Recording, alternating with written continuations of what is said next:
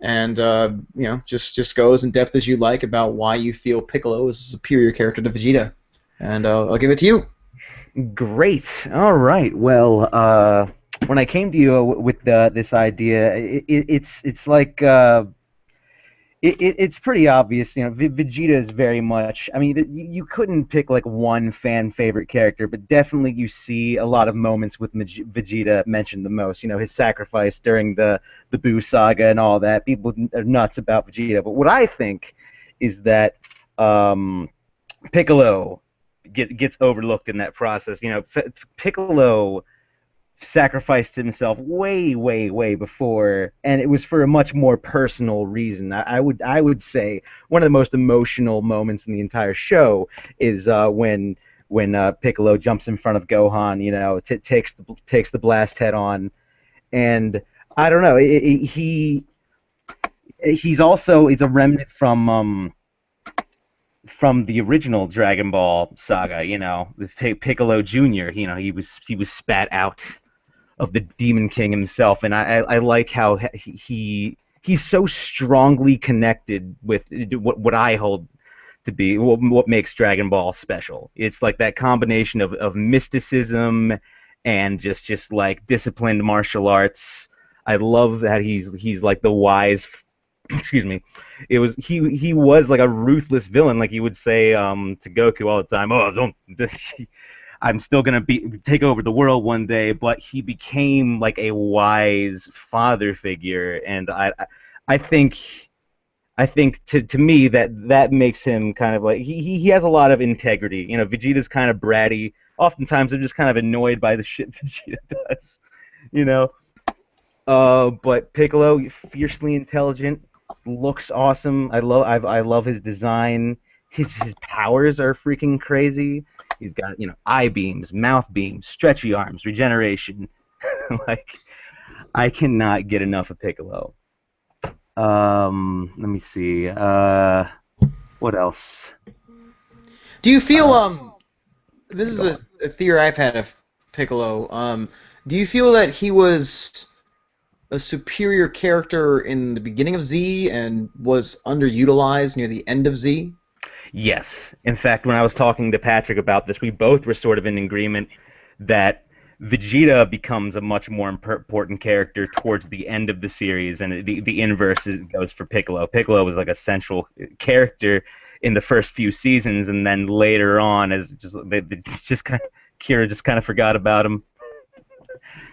Everyone's getting all sorts of power ups and Super Saiyan levels. He's just kind of like he's always just standing in the back, being the tactician.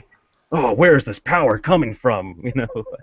Yeah, I gotta say, later in the series, it became almost like a plot device when someone was really powerful. Piccolo was almost like the first dude to freak out to kind of showcase the enormity of the foe. But for me, it was like when I think when Gohan showed up against Subaru, when Piccolo was like, "Oh my God, his power level's enormous," I kind of thought to myself a little bit like, "You've said that about everyone throughout the entire saga. This is kind of losing a little credence with me." Yeah, yeah, it's a damn shame. It's a damn shame. I've always thought that he just kind of got a raw deal towards the end. He just kind of stopped kicking ass after a while. But like Uh-huh. in the beginning, man, when he just I'm here. like one of my favorite moments is when he grabs that Cyberman by his arm and just like throws him up, just vaporizes him in one fell swoop, just like. And that's early on, way before like their powers were just like pushed way beyond that. But like to me, it's still it's freaking amazing. Yeah, and it looks like Thomas is back here, so we can get him started on his opening statement. A lot of great points, and let's get the floor to Tom. Let me get him unmuted here. 1 second. Why isn't unmuting him? This is stupid. You there? Yeah. Great. All right, man. Well, we're gonna give the floor to you. Keith just gave his 10 or so minute long intro statement about why he feels Piccolo's a superior character. Before we go on to this, I have to announce that you are filling in. Patrick is unable to join us tonight, so Sure. you've been gracious enough to fill in on the side of Vegeta. So anybody out here, he's well versed, but this is a lot of shooting from the hip tonight. So Yeah. really appreciate it, and take it away, Tom. All right, no problem. The reason I feel Vegeta. Oh, try unmuting yourself again. The stupid Hangouts just flipped out on me. There we go. All right. Uh, Here we go. come From the on, top again, buddy. all right. Reason why I feel Vegeta is a superior character is because he asserted dominance over Nappa, who is a bigger character than he is, but lower in power. Like Hmm. in the episode in the Saiyan saga when they meet the Z fighters, Hmm. he Nappa was trying to go on a rampage. Vegeta stops him, and he looks at him like, "What?" And Vegeta's like, "Don't give me that look, Nappa." Like, Yeah. he insinuating like, "I can kill you in a shot, and I'm not going to miss you." It does. It raises a good point. He had a very powerful presence, I'd say, like a very strong presence. The moment, like you saw this short, small guy among the two new bad dudes, and you're like wondering. It's a nice contrast because he's the smaller Yeah. guy, but yet he is massively more powerful than Nappa, the henchman. Oh yeah. So that was a cool dynamic. So you would say that even early Vegeta had some pretty good writing. Oh yeah. Hmm. Well, Especially when he started fighting everybody by himself. mhm.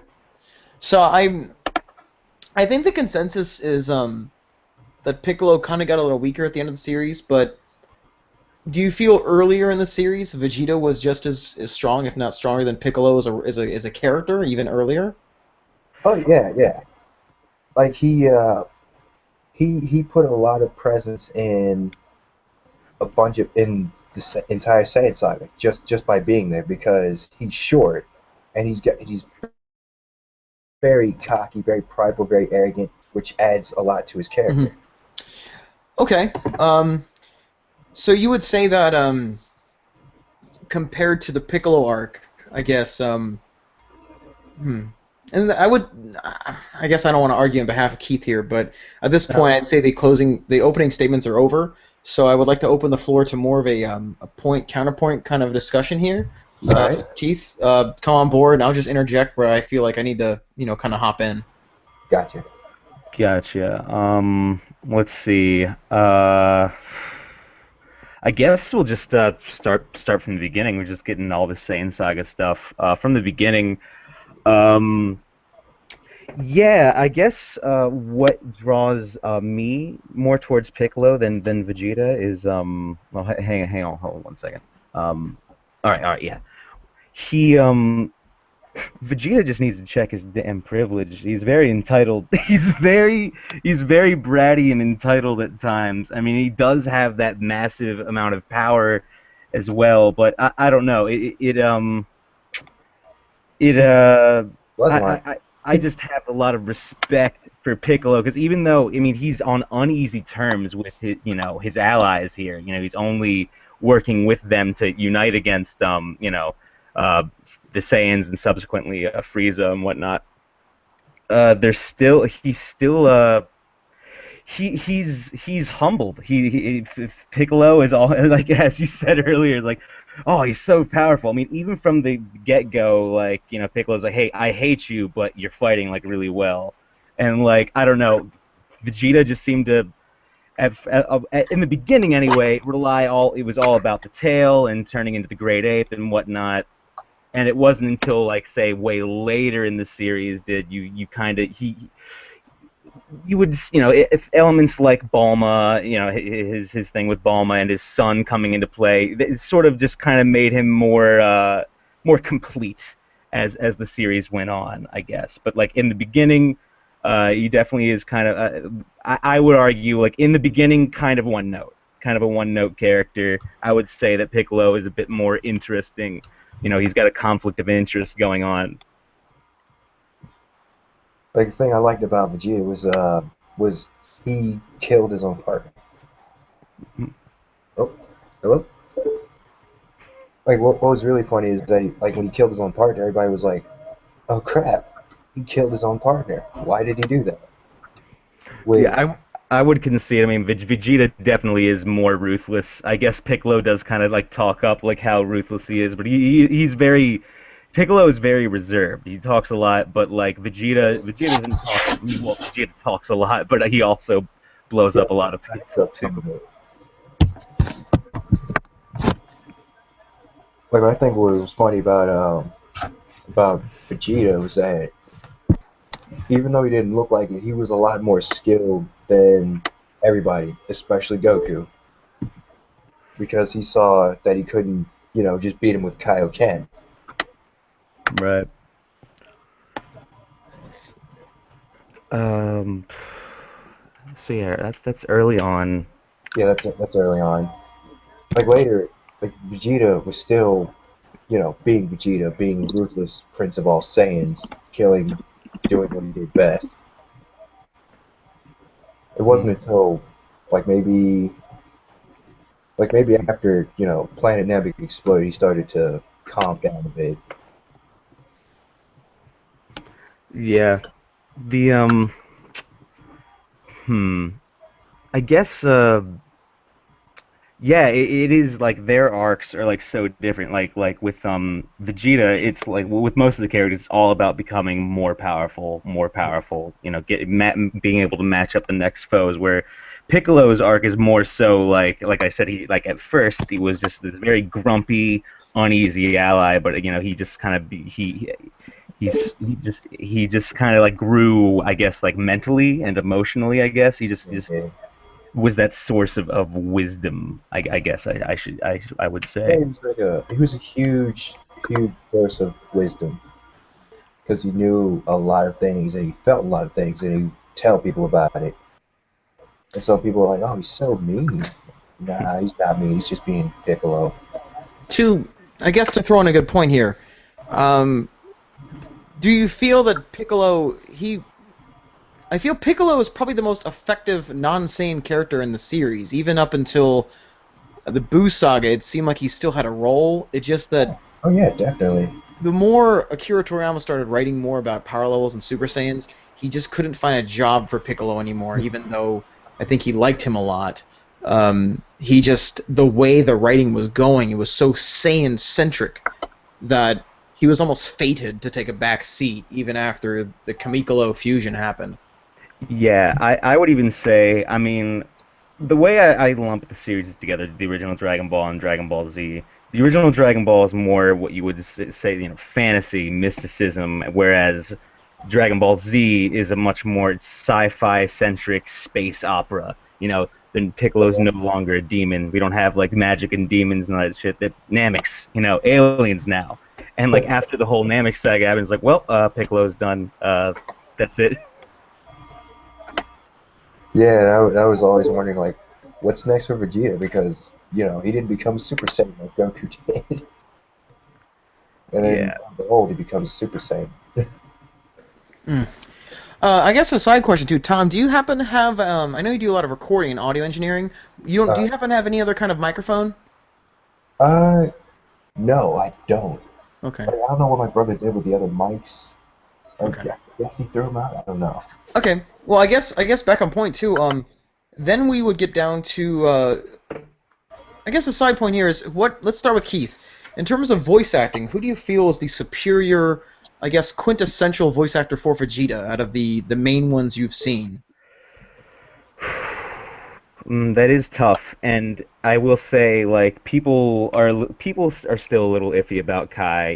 They don't like how some of the voices got changed. But man, like Chris Sabat in Kai, and again, part of it is that the dialogue is so good in Kai. In terms of like better translation. Personally, I mean, like for Piccolo, I do prefer Chris Sabat Piccolo. Uh, just because he I guess the original it's not not Brian Drummond was Vegeta. Who's the ocean guy for Um, Piccolo, or whoever that guy he Scott McNeil. That was the name of the original Piccolo. I guess he had a very effective sinister voice. You're out of line. Let's Yeah. do here what we came here to do. That sort of thing. I guess I prefer Chris Sabat's Piccolo. He's got kind of more subdued. It's a little bit more stern, less raspy. Okay. I prefer his Piccolo. I might prefer Brian Drummond's Vegeta, though. I will say Okay. that much. Uh, Tom, what are your thoughts on best Vegeta voice actor? Best Vegeta voice actor? That is a tough one for me because I like both Drummond and Sabat's voice acting for Vegeta. But what I like about Sabat's Vegeta is that he added an accent to it, and his voice just gave off more of a presence than Drummond's. Honestly, Funny point about the Drummond thing. You're talking about accents, and am I not the only guy that noticed in the Ocean dub that they couldn't quite fully shake the Canadian accents that they were used no, to no, having? Like, they were pretty still there. Goku's voice always seemed off to me. That's the major tipping point for me. Like that people will talk about Funimation versus Ocean all day, but like for me it falls on the Goku, and I just to me does not compare to Sean Schemmel. I think he's pretty quintessential. There's only a few times that I preferred anybody else. Like the world's strongest, when Goku screamed out Kaioken, it was almost like a perfect blend of the Japanese and American. Just the way he did the Kaioken, it was like perfect. That's the only real part that I felt that Sean was really trumped on. That oh yeah, aside, definitely. when I think Goku, I think Sean's voice. Yeah. But that aside, though, I guess back. Trying to think of more ways we can go through this discussion here. I expected we'd have a little more people here. Yeah, let's. Um, I guess let's just go saga by saga and yeah. check out the Yeah. roles in there, All right. So respective roles. I think we can. The Saiyan saga seems to be the biggest saga of contention about who Akira seemed to care the most about. Because you're introducing a great new villain. He represented everything bad at the time about the Saiyans. He was a very good foil for Goku, while Piccolo was becoming. He was becoming something. He was becoming like actually quite human, and it was two very big key points in the series that are happening at the same time. I'll start with Keith. Yeah, that's definitely fair to say. I mean, that during that whole time, this whole sense of foreboding, it's just sort of, it's like, hey, these guys that are coming, they're way more powerful than me. So like all the time, you see like this overhanging doom. You see them stopping by the planet. Whatever, what was that, the planet with the bug people on it that they just mercilessly like exploded. Yeah, Arlia. Yeah, yeah, yeah. You see all that stuff. And like meanwhile, like Piccolo is like basically he's just filling in for his dad. He's giving Gohan food and clothes, looking out for him, cutting off his tail when he acted up. Or no, blowing up the moon. What am I talking about? Blow up the moon. And then he pulled off his tail. That's right. Sure, yeah. Um, but yeah, it's weird. They're very different. You'd think they're very similar, in Funimation, same voice actor, both villain turned hero, but they play very, very different roles in the storyline. All right, let's go over to Thomas now with his thoughts on the Saiyan saga. Who was a little more important? Oh yeah, like when they were showing Vegeta and Nappa just coming to the planet, that whole sense of foreboding was just coming down. Like it was like a huge shadow. King Kai was watching it. He was just like, I don't know how we're gonna win, honestly. And they gave Vegeta a lot more spotlight than they did Nappa. Like they gave him some spotlight, but it's like he was second banana to Vegeta, which showed him to be the superior character out of the bunch. Do you feel, Keith, would you feel that, because I think we're starting to head into a little bit of a consensus here, correct me if I'm wrong, that later during the series, that was where, I know Akira Toriyama has stated he does not like Vegeta very much, however, his writing, I think his writing didn't have a choice but to focus on Vegeta and the rivalry, because he just didn't have much to do with a horribly outmatched Piccolo. Yeah, yeah. It's again like it. backpedaling to the Saiyan saga, like in terms of like who's like the better, more important character, if you approach it from the angle, that Toriyama set out to make Z about the rise of the sun. Dragon Ball's all about the rise of Goku, and Z, it's about the rise of Gohan at its heart. And going in at that angle, you really start to appreciate the importance of Piccolo. I mean, even going on to the Cell Saga, Gohan's wearing Piccolo's. He's representing his master, Piccolo. Piccolo was kind of was more of a father to Gohan than Goku. I guess that it goes without even saying.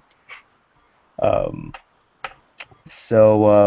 yeah, but later on, like after Gohan's all grown up, it's like, well, shit. He's just like sitting there, like, yeah, there's really not much for him to do at that point. In fact, the only Buu Saga moment for Piccolo that sticks out in my mind is when he makes that preposterous hourglass appear out of thin air. Super Buu's just like, oh, how long's what's an hour? Yeah. There's a lot of Understand? stuff that's never explained. He can create clothing from an energy beam. He can just create And a swords. hourglass out of nothing. Yeah, Swords, too. yeah. There's like a lot of weird powers Piccolo has that they're never explained. Like, Could have been a villain. or look at the Garlic Jr. saga. I mean, that whole thing was a complete plot hole. However, he could grow in size and become powerful. That would have been kind of handy a few times, don't you think? Yeah, Super Namek. Where was that? Right? In fact, didn't something like that happen in the original Dragon Ball? Yep. When Season 5. yeah, He was so tall that he was outgrowing the entire arena, but he just got wrecked by Goku, so I guess he was just like, yeah, I won't grow that big ever again. But that's my only guess. another thing I really love about Piccolo that I mean, all the characters sort of have like their go-to training methods. Piccolo splits himself like a cell and then fights with himself. Yeah. I always thought like that is that's pretty brilliant. It's pretty you got to overcome your own limits. What better way to show it than fighting yourself? Yeah. And it's like not quite multiform, but sort of multiform. But he has that ability, but for some reason he doesn't want to use that he doesn't want to like Combat. he doesn't use it in combat. He used it only one time in combat, but he was ripping off the Tien technique, the triple form thing. Yeah. But that was completely non-canon, and it makes sense because it's like when they made the filler, it was like they forgot he could do that. Yeah, that if there's any gripe about Piccolo, and I guess it's really just the writing. It's just like, yeah, he's so intelligent, like he has all these powers, and yet like what's he doing with it? Like just sitting on the sidelines, being the peanut gallery. Yeah. Still there, Tom? Yeah, I'm still here. Cool. So yeah, I suppose there's a lot of weird stuff they never explained with Piccolo, but for Vegeta, there's not much we really missed with him. He was a pretty straightforward dude. I mean, I would say in Kai, like Piccolo didn't change too much, but in Kai, Vegeta changed a good amount. Yeah, like they added a lot more things they did in the manga to the show, which is what I like. There was like a lot of stuff that he did that was missing from the show, which is what I'm glad they added. Mm-hmm. Right. Because it just seemed like in the Z, like the normal American Z, which is still my favorite thanks to Bruce Faulkner and the art, which I'll go into that later. Maybe we'll have an episode of Kai versus Z. Pretty good. But yeah, with the with some of the dialogue, you could I remember where I was going with that one. A lot of dialogue it led more to his character. It led more to his motivations. With Z, it just seemed like he was angry at Goku and he just wanted to beat him. But the thing is, if you look at the fights, Vegeta technically won both of those. Yeah, he did. He did. Right? Like he didn't lose a single match against Goku. Both times they fought, it was more of a draw the second time around. The first time around, he turned into an Ozaru, which is fair game, and just crushed his legs. That's pretty much beating the guy.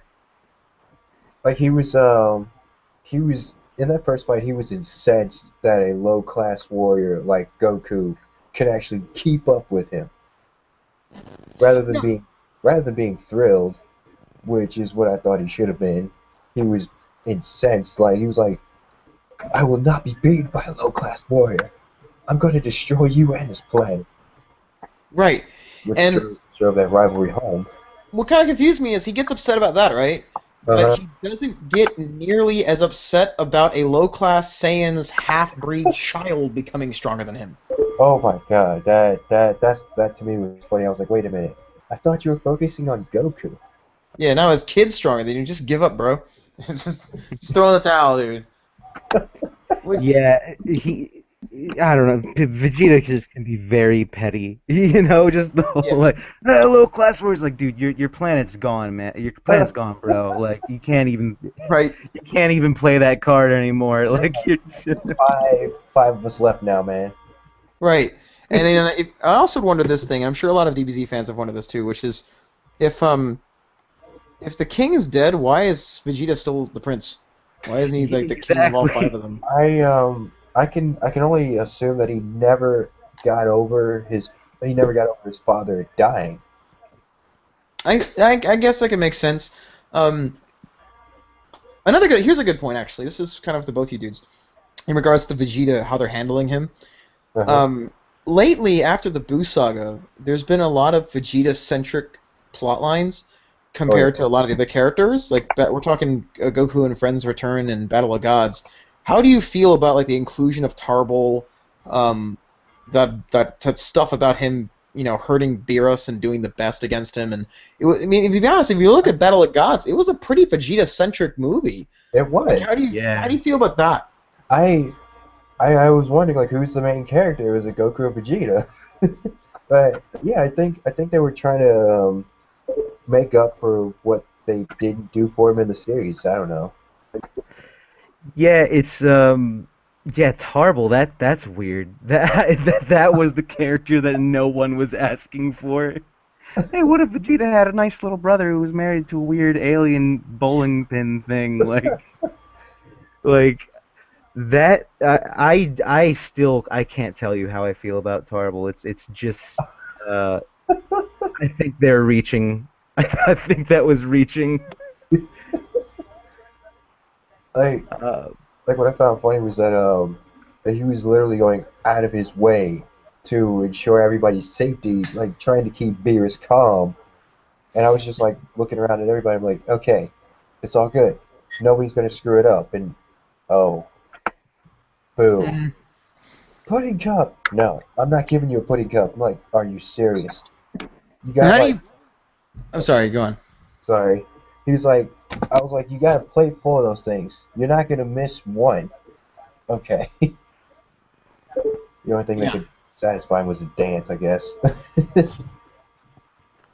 I'm getting some good comments here. I'll read a few of them. And again, anybody who wants to tune in and talk, um, or say any comments, I'm keeping an eye on these things.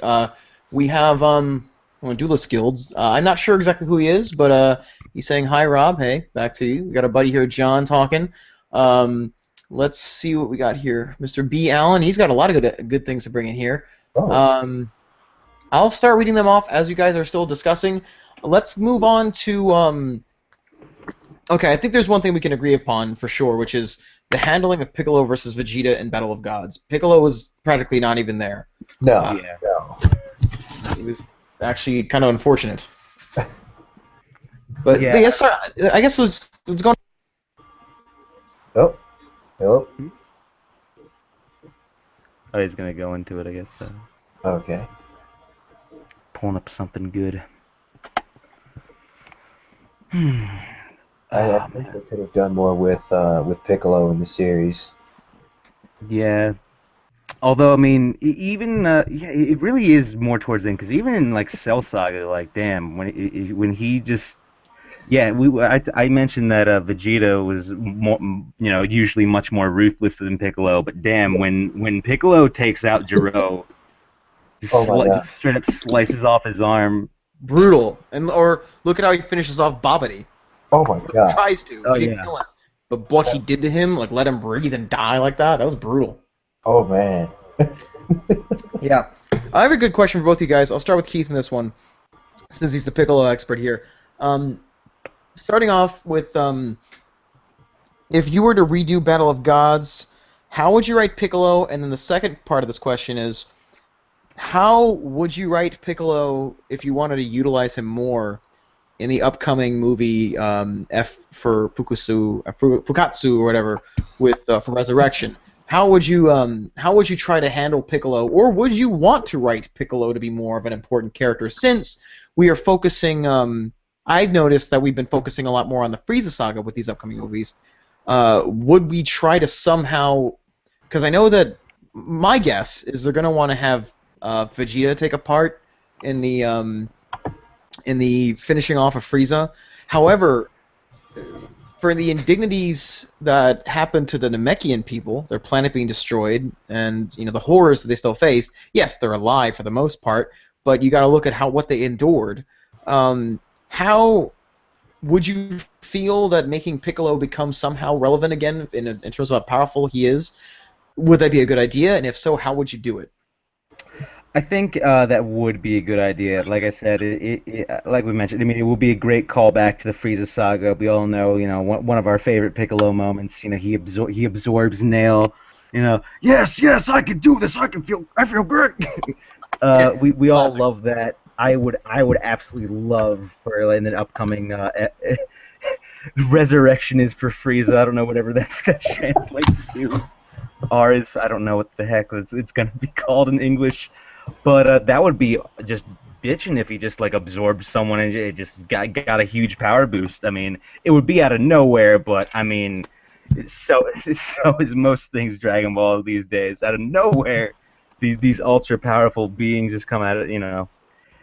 But in terms of Battle of Gods, I mean, it just everybody was shoved into that movie. Like even Pilaf was in that movie. Like everybody was just shoved into the movie, and it didn't even matter if it were for a good reason or not. If I were to do Piccolo, if Piccolo were to be done differently in Battle of Gods, I've said he's kind of like he's the very knowledgeable. He's pretty much just the smartest dude in the group. Let's be real. If he had offered any sort of insights these bad guys, to the Super Saiyan God or whatever, to any sort of bit of knowledge he could have dropped would have been appreciated instead of him just being there. Hmm. You know, Actually, speaking of the idea of absorbing people, have you kept up on Dragon Ball Multiverse at all? I have not. I've heard of it. There is a character called Gast Charcoal. He's a Namekian who is from a universe where Nail fused with Guru. He fused with everyone, and yeah, and he became this godly character who was far beyond even Zenbu. Zenbu is this Buu that absorbed everybody, but due to the fusion's like multiplicative effects, this Gas Charcoal character was still like outrageously beyond just about everyone so far. He's arguably like a contender against Vegeta, actually. Oh God. It's pretty That's cool. thought. See, yeah, it would be great if he did it because, like I said, the Namek's powers in general are just very undefined. They just sort of have a bit of like a stretchy arms, regeneration. They absorb shit. They got, I mean, super hearing. Um, Yeah, that was kind of silly. super hearing. Like, Uh, it makes you wonder. You're dealing with people that can destroy entire mountains, entire city blocks. They fight with these giant explosions all the time. You would think that the superheroing would like freak out with that, but apparently, this is non-canon, obviously. But apparently, whistling is what does it, not the gigantic nuclear explosions. Yeah. I'm pretty sure some of the screams are higher pitched than the whistling. The screams are pretty, you know. How is Brawly shrieking not just totally killing Piccolo? Nice. There's a great bit. This is a bit of a tangent, but if I was watching the Full Metal Alchemist with the commentary, and Vic Mignogna, who of course does the voice of Brawly, was talking about Chris Sabat, and he just goes up to like, "Oh, I used to talk like you one day," you know, like after all the screaming, you take this high pitched voice, and now it's just permanently just stuck in this, you know, you're just talking deep all the time. I thought that was a fun little thing because God, bless those voice actors. They have been doing this Oh for yeah. how many years, over and over and over again, re-recording Right. all the bits for the video games and different dubs, and God, how are they not dead? Actually, It's got a comment in here from Wes Falcon. He'll be the guy joining us next week for Also, not next week, but the next debate next month for the one with Echo Prime here, or AKA Tom. He brought up that he said Vegeta isn't king because there was no coordination or planet to be king of, which is a good point. I suppose that works. It would have been nice to establish this though, because it is kind of a glaring question, but it is a very good point. And Wes, as he's leaving, he's on the way out right now. He lives in England actually, so it's very late over there. But he's saying, final thought: Vegeta, he claims, is the better villain, while Piccolo is the better hero. I can see that actually. I can attest to that. Honestly, Vegeta, like he is like so ruthless and so prideful of his race. It's kind of like it's like yeah, it's he just doesn't really fit into that mold. Like no. even when he was with Bulma, I was like, well, that was out of nowhere. Like I don't see how that could be a thing. And like For that's why it was the coolest timeline, part of like him going back to his evil roots in the Buu saga. It's like that felt so right. Just to see him go back to being such a jerk. Yeah. he wanted to recapture that old darkness that he had when he was in the Saiyan saga. Until Piccolo set him straight, that is. Also, well, speaking of that, I don't think I was as sold on the reasons why he became Majin. Uh, First of all, again, he claims that he wants to avenge his losses basically Uh-huh. loss against Kakarot. Again, when he fought Kakarot, he beat Kakarot. Yeah, He he beat him did. bad, Yeah. actually. He put him in the hospital. So that's the first problem I got with it. Second of all, this dude, if you got to look at it like what this guy did for a living for nearly 30 years. He never had a home planet. The guy was like a gypsy, basically, in terms of space. He's like a space gypsy almost. But he had no home, so why would he feel confined to Earth? Now, Yeah. I have a theory that answers this. It's because Earth is the first place that he remotely calls home, and if so, that would have been something that would have been a much. They pointed that out, that whole arc.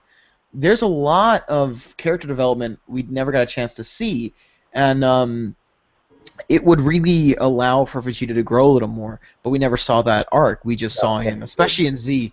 Again, as much as I love Z, Vegeta. I don't.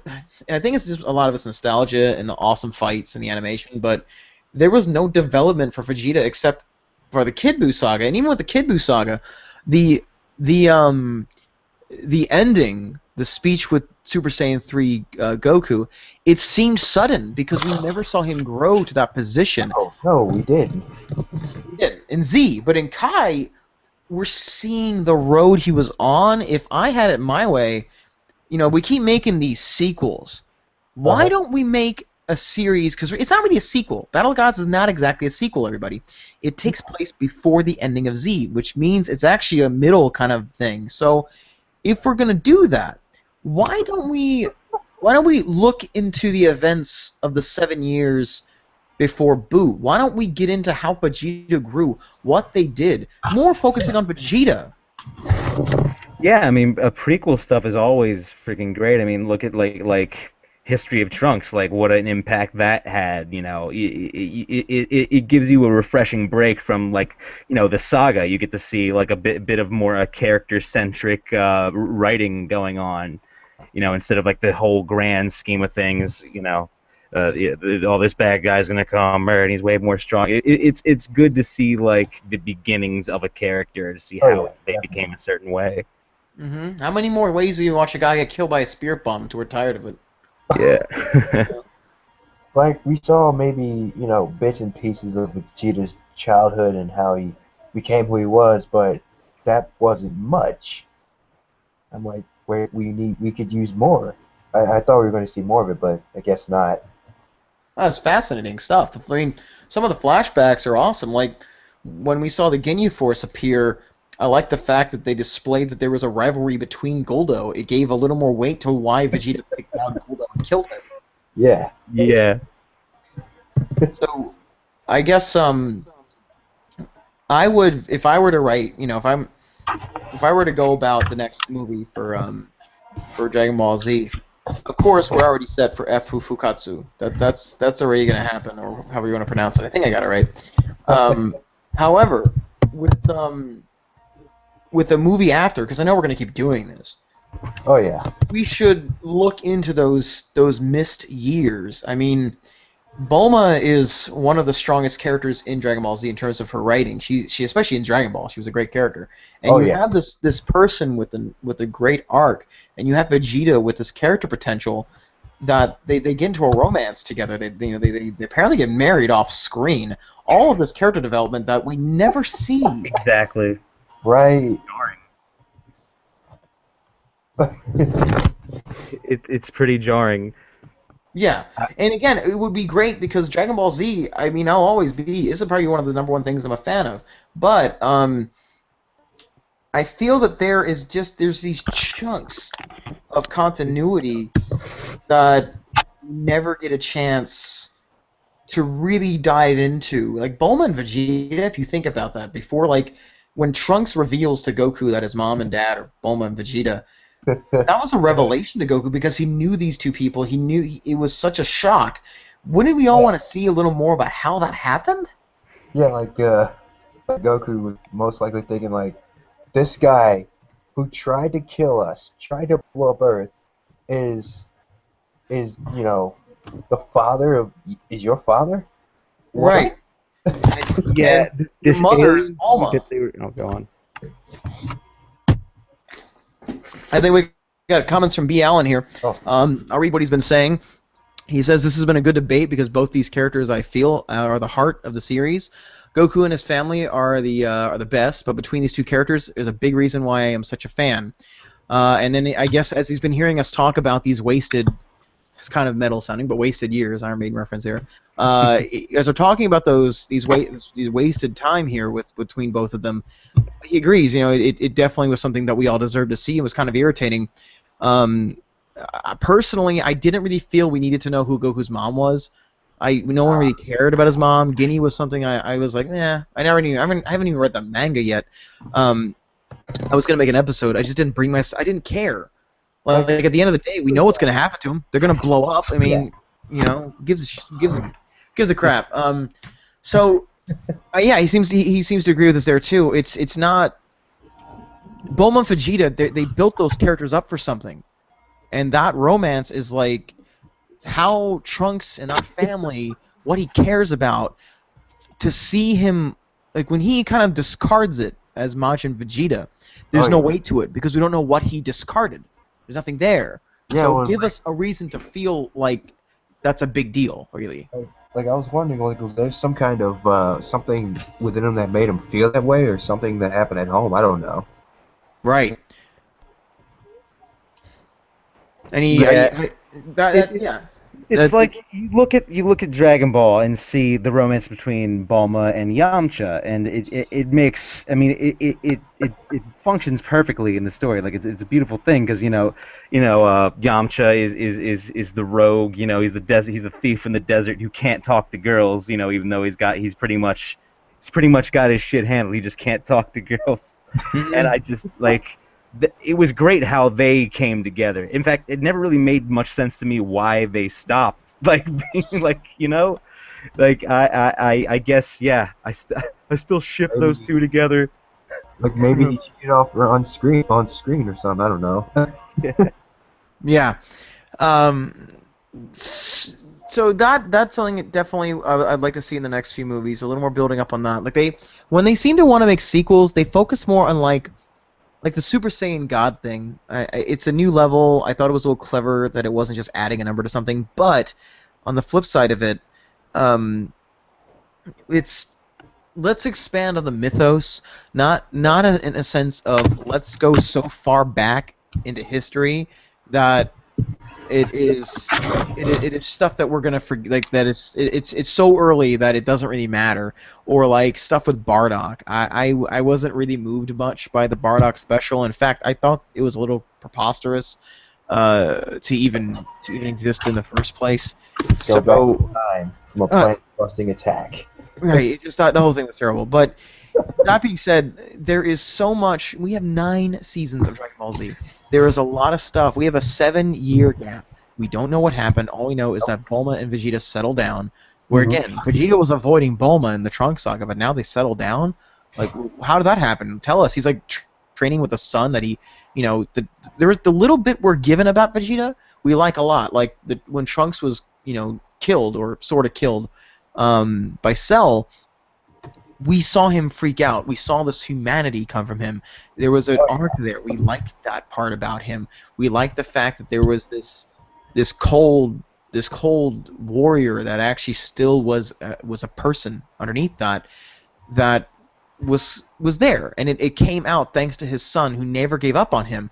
So I'd love to see how that affected him over the next 7 years, and oh yeah. how it maybe had this dynamic of on the outside he's a rough guy, but But on in the training inside, with his son, fighting. he's a lot more warm and caring. Yeah. Like another thing I want to touch up on is like maybe on the inside, he's conflicted. Like there's like two sides to him. There's the Vegeta we have now, and the Vegeta that was like back then, like devil and angel on his shoulders, both Yeah. fighting for control of like his person, which Mhm. is probably where the Majin thing came from. But I'm just spitballing here. One last point, because B. Allen makes another good point here. Um, he brought up, he said, how can Toriyama not like Vegeta? But uh, he has said I've heard that a lot. That Toriyama says he doesn't like Vegeta very much. Uh I'd huh. love to see the source for that, because Yeah, me too. I judge a writer based on what they do with their characters, and I'm confident that Toriyama grew into Vegeta. Like and like, especially now, like I Yeah. think you can tell he's very pro Vegeta these days. So I would really like to see the proof of that. Same with the there's another one. It's the Gohan quote. People say that Akira Toriyama said that Gohan. Like I heard one rumor where he said Gohan was as powerful as Super Saiyan 4 or something like that. And that I believed for years until I got older and was like, let me look into the validity of that statement. I thought about yeah. that. Um, what the yeah, Uh, it's like I don't imagine that it's not that he doesn't like Vegeta Jesus Christ. It's that I would like to people were probably clamoring the most for Vegeta during the time of its when he was coming out with the mangas one after the other, and like I don't know, I feel like people are just like these fans, this character, they like Brawly, like they just kind of you kind of feel like you're not doing what I guess Toriyama would rather just have at about I don't know Gohan with a pet dragon. I don't know. He likes goofy shit. Maybe he's sick of he's just having to be all I don't know, be all tough and stuff. I don't freaking know. I feel like Toriyama's just kind of winging it these days, to be honest. Yeah. yeah, I Uh, think he is. Battle of Gods actually, that's one of the things I liked about Battle of Gods is that it didn't take itself that seriously in the sense that the fighting was an important thing, but they could have went a very obvious route, which was you bring another all-powerful guy that Goku's got to find some inner power to beat, etc., etc., etc. Instead, it wasn't even a real antagonist. Like Beerus was a problem, but he wasn't like a gigantic enemy. He wasn't trying to wipe out the planet. He made a few threats, but at the end of the day, he was just trying to help Goku grow. And it even humbled not just us, but I got a feeling that Akira Toriyama kind of felt the same way a lot of us feel, which is if Goku just keeps beating everybody, I think our fan base is going to get a little arrogant, and we see that a lot, and Yes, especially in yes. groups with debates and whatnot. Oh God, yes. This, yeah, this helped kind of prove that these characters can be beaten, but Yes, that's not the point. They're not omnipotent. That's what makes them interesting. They have challenges they can overcome, exactly. and they're not always gonna win. Yeah. Yeah, Yeah. that was a great movie because I kind of had a feeling that Goku wasn't going to win. Just Yes. a small feeling. I thought it was gonna be like, oh, he's gonna, fight, get the crap kicked out of him, and come back at the end like he always does. Not this time. Um. I, Sorry, as one of our guys in our group is like he's like throwing a hissy fit. Anyways, speaking of weird fans, um, so I guess moving on, we covered a pretty good amount of ground here. yeah, we did it. It's difficult to have a objective debate about both of these characters Yeah, since this would be a lot different if it was like I don't know. I think I tend to gravitate towards people that are written well, that have more compelling storylines. That's why, in terms of the writing, my favorite character is probably Future Trunks, just because of his history, his motivation, his dedication to getting things done, his no nonsense attitude. He's one of the only heroes that actually doesn't prefer to let his opponent get stronger. He just wants to kill them. he's Yeah. like, I'm not letting you get strong. I'm just gonna kill you right then and there. Right. He's Because he's always seen the consequences, you know. It's just Right. like, like Vegeta. Everybody else. I mean, Piccolo has displayed his. He has the right mindset too. Like he has the mindset of prevent this from happening. But the Trunks mindset, he doesn't even talk about it. He just literally kills the guy. Like he just Yeah, he does. even in the non-canon movies. Look at BoJack when Goku showed up. That dude, the sword dude, he just punched a hole right through him. He was not gonna figure out where he came from. He didn't care. He just wanted that dude dead because he was wielding a sword against him. That attitude's awesome. Yeah, you look at him like, why didn't they get any more spotlight in this series? He's a fascinating character. He was like mixing Terminator with Dragon Ball Z. I thought he was excellent. Yeah, they could have Yeah. done more with him. Kid Trunks, on the other hand. Yeah. Pretty irritating little bastard. I was about to, when you were going on about like the whole reason for Trunks' motivation. That's the one thing I would give like GT is that like Trunks is kind of like this happy-go-lucky kid before Gohan gets killed and all of that. It kind of provides a nice I don't know. It feels just about right. But like I don't know. I think if you put Kid Trunks in the equation, it just kind of it just kind of messes it up. I don't know. I don't know how he could be like a happy-go-lucky guy after the shit that happens in the Boo saga. Yeah. Everybody got turned into candy and Oh, other it's terrible. Yeah, they saw some weird stuff in that one. You could tell that you could tell that he was running out of ideas. However, Akira's way of running out of ideas is to make things more wacky and crazy, and it's not always a bad thing. Again, when I talk about the writing getting lazy, it is saved because Akira Toriyama is very good at world building. That is one of the things he's amazing at. He's great at making a whole other like universe. Like it's different than ours. You want to be a part of that world, and so you can have lazy writing, but when your world has been established to be something that is fantastic, it kind of makes up for that. Yeah, it does. Yeah.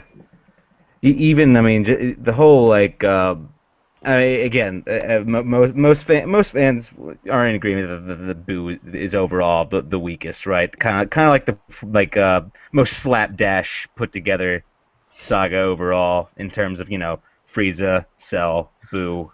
Yeah, People tend out to of the prefer the three of them, first two.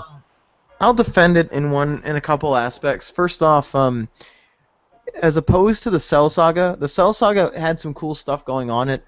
I didn't like the fact that the whole plot the heroes were trying to figure out was like solving the riddle of Super Saiyan, where in the Buu saga it was finding ways to become more than just Super Saiyans, which I did. I like that how Yeah. everybody was so equal in the Cell Saga that it kind of made you wonder how the hell did these guys seem to figure all the same things out that Exactly. thousands of years of Saiyans couldn't figure out.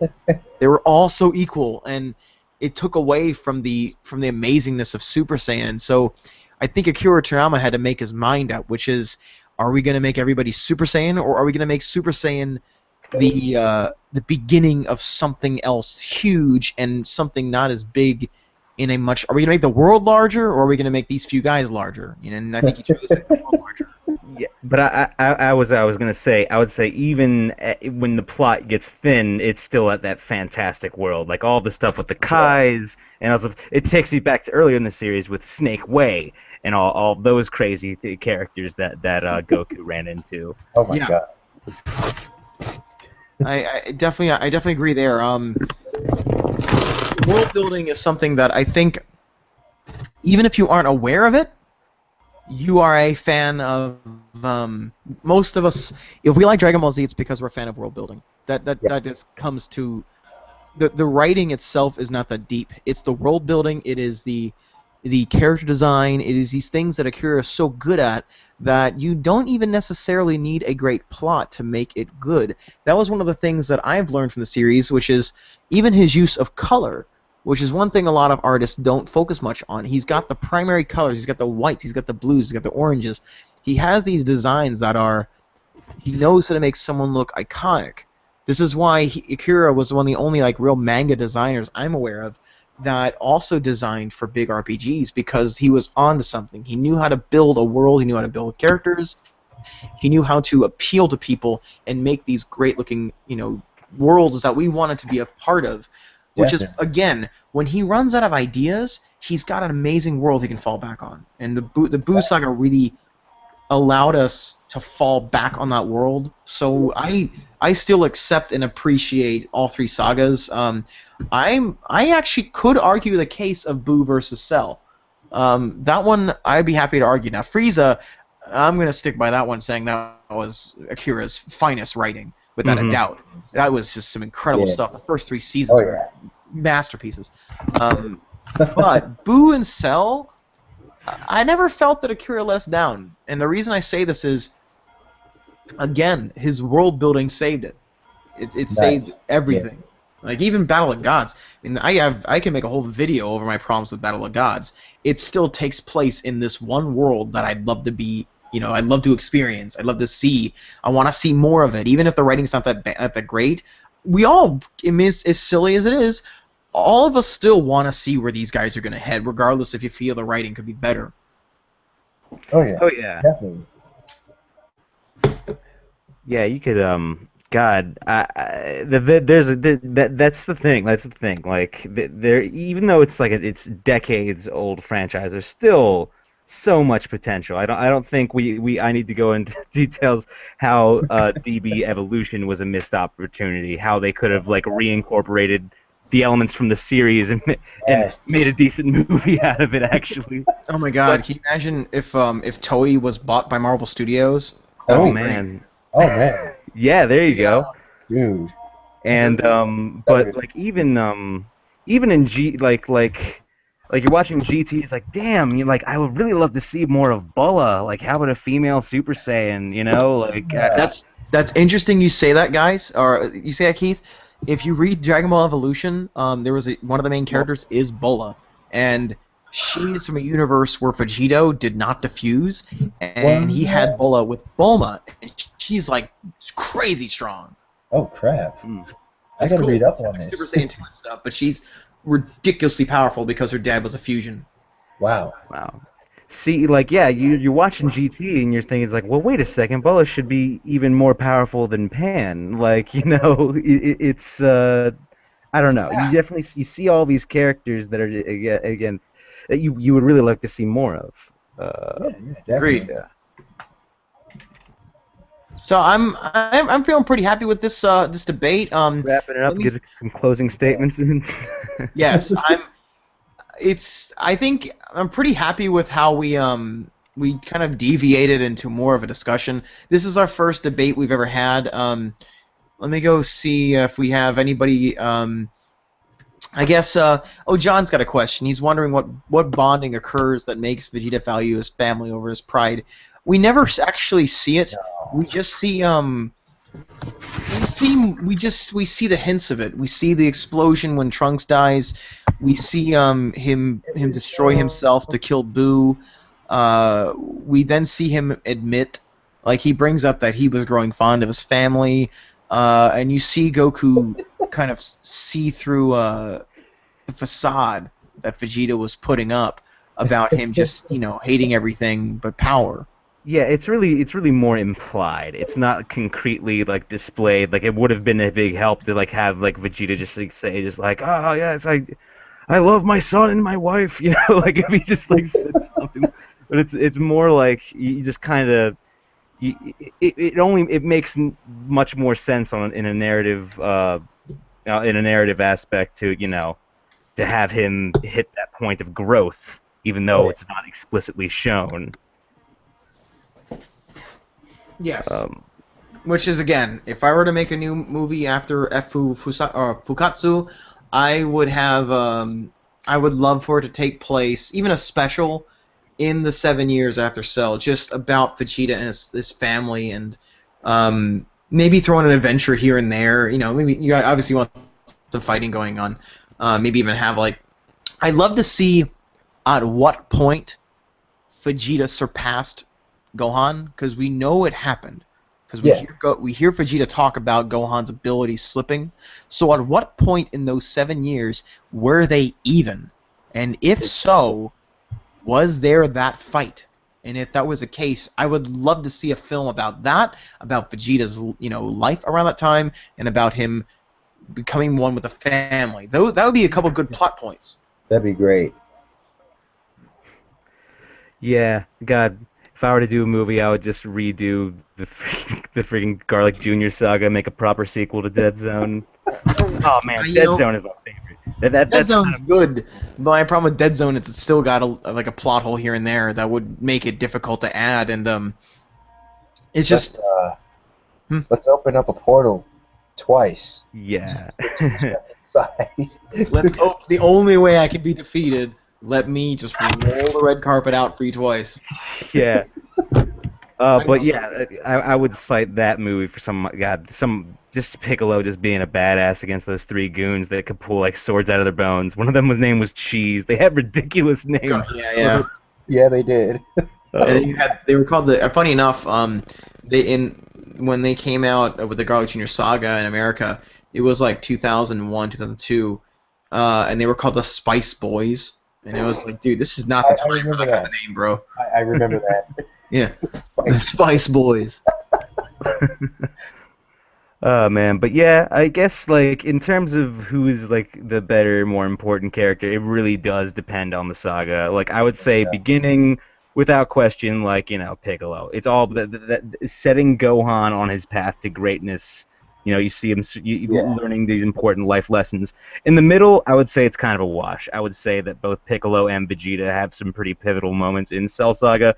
Not nearly enough of them, though. And then towards the end, I would definitely give it to Vegeta. Yeah. How would you feel about that one, Thomas?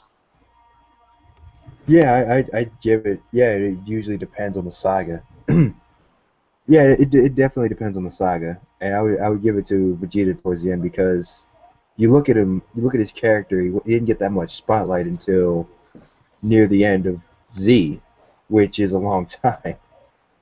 Yes, it was. I think Akira realized that he had this great character that was begging to be built upon.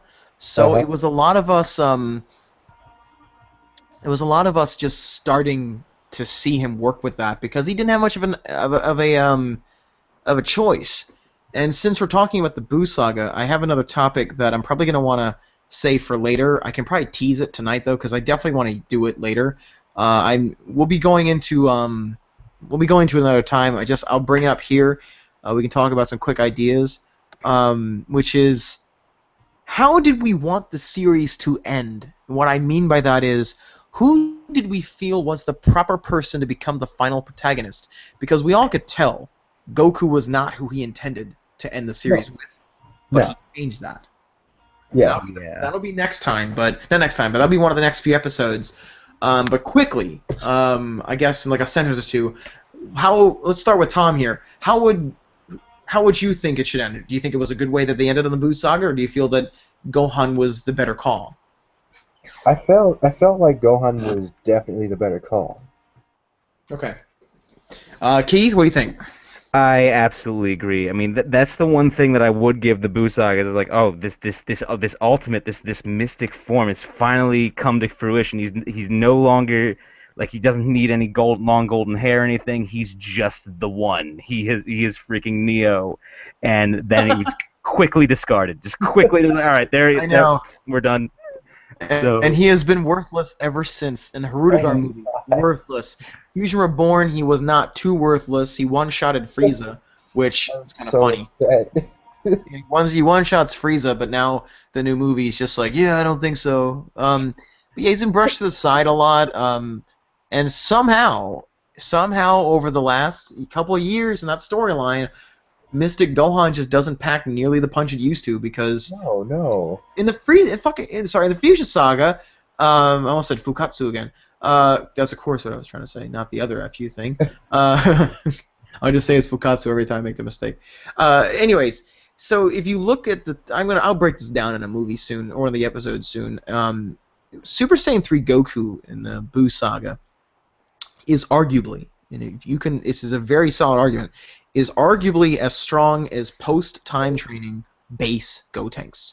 So using that power scaling and Hmm. comparing all of those forms to Buu and then to Gohan, you can see the gap between those two is enormous. Oh And yeah. somehow, and this is PIS, plot-induced stupidity right here, Gohan is no longer the strongest unfused character. Complete nonsense. It was not done justice, but I can sort of understand why Goku was given the finale, just because Akira said that he didn't feel he developed Gohan as a character enough. I can see that, but I just feel like there could have been a different way, and Oh yeah. Gohan Definitely. he had reached his potential, and we had grown with Gohan as a character for 9 seasons. Let's see him sent off properly. So that'll be a good debate for maybe not the next show, maybe the next show. I got to figure out the scheduling, but the next official one, Tom will be joining us. Echo Prime Tom, whatever you'd like to refer to him as, will be returning to duke it out with Wes here.